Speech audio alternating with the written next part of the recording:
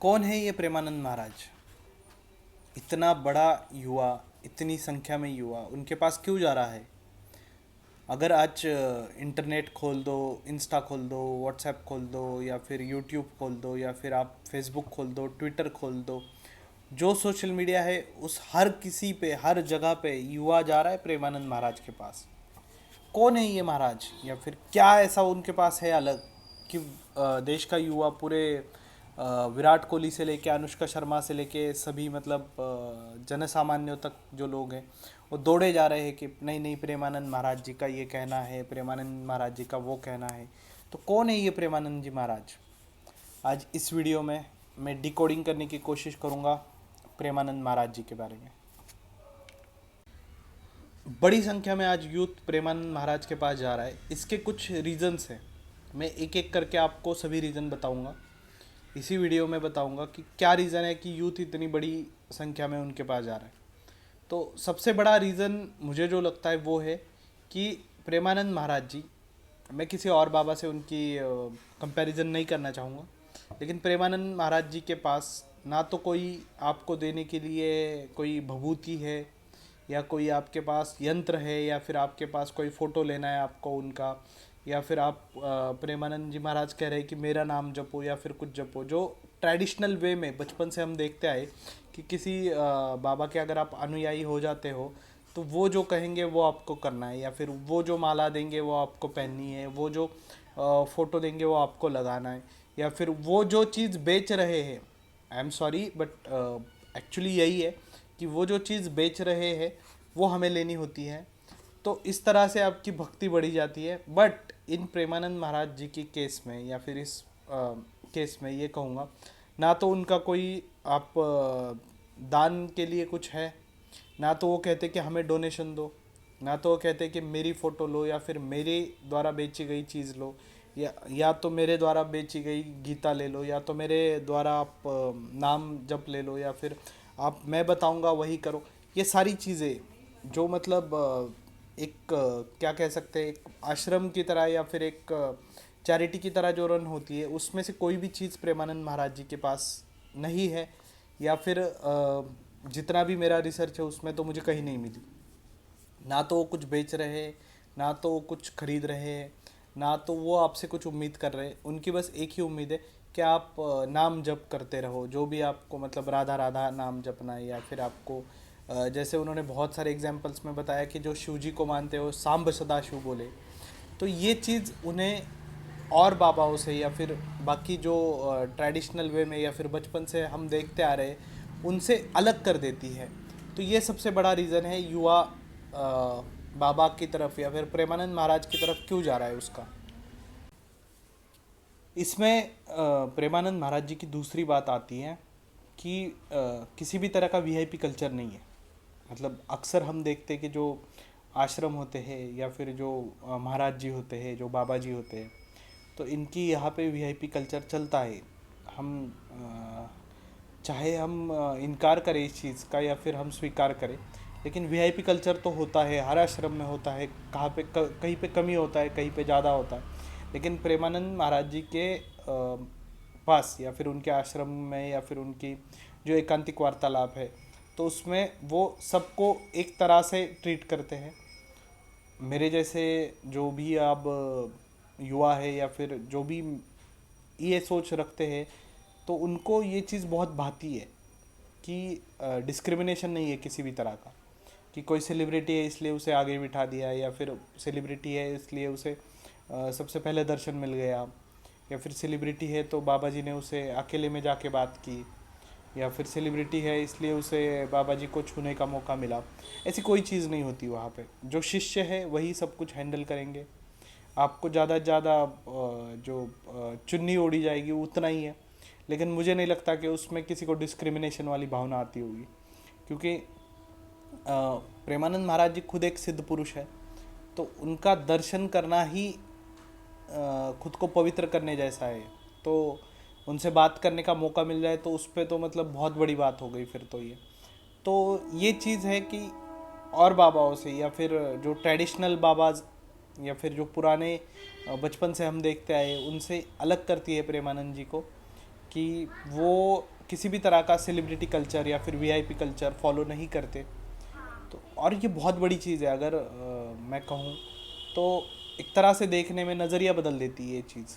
तो ये सबसे बड़ा दूसरा रीज़न है कि प्रेमानंद महाराज जी क्यों इतने आजकल युवाओं को भाते हैं।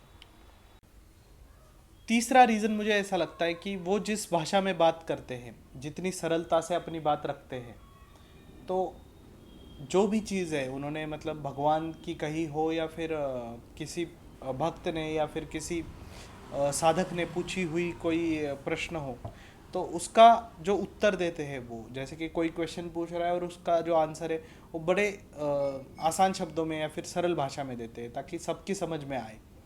वो ना तो कोई मतलब घुमाने फिराने वाली बात करते हैं, ना तो कोई बड़ी बात करते हैं या फिर कोई ऐसी बात नहीं करती कि जो समझ में ना आए। जो जन सामान्य होते हैं, जो कॉमन मैन है, उसको समझने वाली लैंग्वेज में वो सीधी बात करते हैं। और सबसे सबसे बड़ा उनके पास एक ही उपाय होता है। हर चीज़ पे उन्होंने कहा है कि भाई आप जप नाम करते रहो, आप भजन करते रहो, आप सत्संग करते रहो, तो इससे बड़ी कोई चीज़ नहीं है, ये बता देते हैं। ना तो वो कहते हैं कि कहीं आप मुझे डोनेशन करो या फिर मैं बताऊंगा वही करो, ऐसा कुछ नहीं है उनका। तो ये चीज़ उन्हें स्टैंड आउट करती है, मतलब और भी लोगों से, मतलब और भी महान लोग बहुत हैं, मैं नहीं कह रहा हूँ कि कोई प्रेमानंद महाराज जी से कम है, लेकिन आज जो अप्रोच है वो प्रेमानंद महाराज जी की, मुझे ऐसा लगता है वो ज़्यादा अप्रोचेबल है। या फिर हर युवा उनसे मिलना चाहता है, उनके दर्शन करना चाहता है, तो ये रीज़न है। और सबसे बड़ी चीज़ यही है कि आप किसी को सरल भाषा में कोई चीज़ बता रहे हो तो वो चीज़ लंबे समय तक याद रह जाती है। और जो भी उस पर अमल करना होता है वो तो खुद को करना है। उन्होंने हमेशा बोला है कि भाई जप नाम आपने करना है, राधा का नाम आपने लेना है, महादेव का नाम आपने लेना है, आपने करनी ये चीज़ें, कोई और थोड़ी करेगा इसके लिए, ये तो आपका काम है। तो ये चीज़ है उनको जो अलग करती है और चीज़ों से।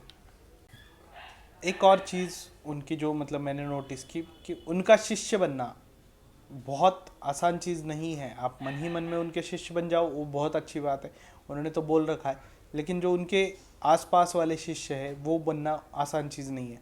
उन्होंने एक उनके सत्संग में बताया था कि जितने काम उनके शिष्य करते हैं उतने तो सामान्य जीवन में, मतलब गृहस्थ जीवन में कोई नहीं कर सकता। और 2 बजे उठ के आना, पूरे चल के आना, फिर 2 बजे से लेके लगभग लगभग सुबह के 9 बजे तक शायद तक उनका सत्संग या फिर एकांतिक वार्तालाप होता है, तो उसमें समाविष्ट होना, सबके प्रश्नों के उत्तर देना, फिर दिन भर भागवत का या फिर राधा नाम का जाप करना, भागवत प्राप्ति के लिए जो जो करना है वो करना। और इतना होके भी उन्होंने एक इनोसेंस रखा है उनका कि मतलब एक वीडियो देखा होगा सबने जिसमें वो जो जो करके दो पपेट्स टाइप, क्या कहते हैं उसे, माफ़ करना मुझे पता नहीं है वो चीज़ क्या है, बट जो दो आते हैं उनका जो हंसी मजाक देख के जो महाराज जी हंसे हैं, या फिर जो उनकी चेहरे की हंसी है एक छोटे बच्चे की तरह है, वो बहुत इनोसेंट लगती है वो चीज़। कि ऐसा लगता है कि यार मतलब इन्हें पता ही नहीं है ये चीज़ कि ऐसा भी हो सकता है और इतना हंस रहे हैं। तो ये चीज़ अपील कर जाती है युवाओं को, बहुत बड़ी मात्रा में अपील कर गई चीज़ इनको। और सबसे बड़ी बात यह है कि वो खुद का कोई उनका हाइप नहीं करते कि भाई मैंने ऐसा कहा है तो मैं करूँगा या फिर मैं देख लूँगा या फिर मैं कर लूँगा, ऐसा कुछ नहीं है। वो कहते हैं कि आपको करना है, जो भी राधा नाम है, जो भी नाम आप लेना चाहते हो, जो भी आप भजन गाना चाहते हो, वो तो आपने करना है, कोई और तो नहीं करेगा आपके लिए, कोई और तो आके नहीं देगा। तो ये तो खुद की मेहनत होगी ना। तो और सबसे बड़ी बात, उनसे अगर कोई प्रश्न पूछता है तो उस पर वो कोई भारी भरकम ऐसा कुछ अलग कुछ नहीं बताते, वो बड़े सरलता से बताते। मुझे याद है, एक प्रसंग बताता हूँ उनके ही एकांतिक वार्तालाप का था कि एक माँ बाप आए थे जिनका 12-15 साल का बच्चा किसी एक्सीडेंट में या फिर किसी चीज़ में खो गए थे। वो देहांत हुआ था उस बच्चे का। तो उन्होंने पूछा था कि बाबा जी बच्चे की मोक्ष के लिए या फिर बच्चे की भागवत प्राप्ति के लिए हम क्या करें, हम ऐसा क्या करें कि मतलब वो 12-15 साल का बच्चा है जो जिसकी मौत हुई है, तो हम क्या करें। तो बाबा जी ने कहा था कि भाई जप नाम कर लो उसके लिए, या फिर घर में भजन रखवा दो एक बार। तो इतनी सरलता से तो मुझे नहीं लगता कि किसी ने कोई कभी उपाय दिया होगा किसी को। और ये देखो, ये मानने ना मानने वाली बातें हैं, जिसको समझ में आती है वो मान लेता है, जिसको नहीं आती है वो नहीं मानता। तो it's all up to us कि मतलब हमें क्या लेना है क्या नहीं लेना है। महाराज जी ने जो कहा है, अगर उस पाथ पे 1% भी चल पाए तो बहुत बड़ी बात हो जाती है। और यकीन मानो, मैं ये वीडियो बनाने के पीछे मेरा मकसद यही था कि मैं डिकोड कर पाऊँ। मुझे पता है कि पता नहीं कितने लोगों तक ये वीडियो पहुँचेगा, लेकिन जिसके पास पहुँचेगा, अगर उनमें से किसी को कुछ भी अप्रोचेबल लगता है तो प्लीज़ कमेंट में मेंशन कर दो। महाराज जी के सत्संग सुन के मेरी जान पहचान में कम से कम 4 से 5 लोग ऐसे हैं जिन्होंने नॉनवेज खाना छोड़ दिया, मांस मच्छी या फिर अंडा या फिर जो भी चीज़ें हैं वो खानी छोड़ दी। कुछ लोग ऐसे हैं जिन्होंने राधा नाम जपना शुरू कर दिया है, किसी ने महादेव जी का नाम जपना शुरू कर दिया, किसी ने राम का नाम जपना शुरू कर दिया।